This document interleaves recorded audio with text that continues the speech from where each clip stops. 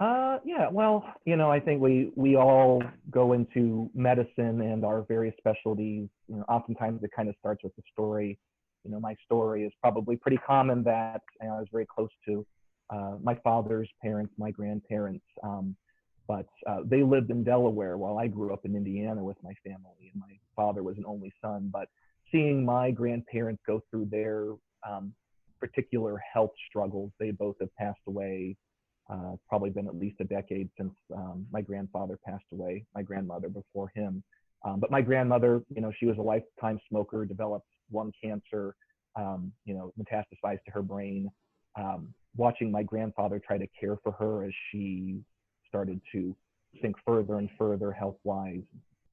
She passed away, then seeing my grandfather suffer from heart failure.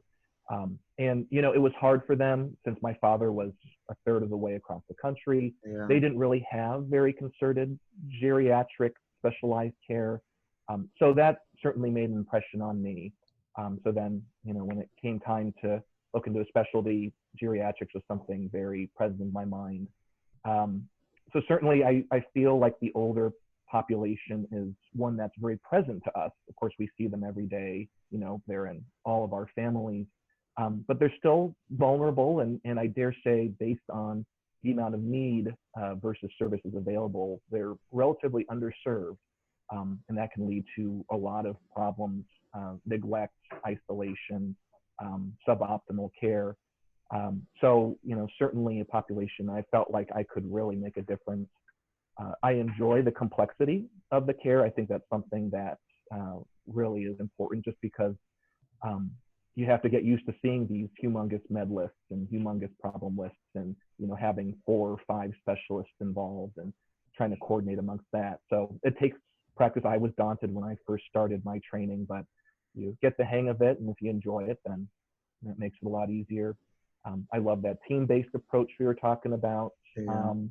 And I really like the discussions that come up in geriatrics. You really have to tailor the care to each patient.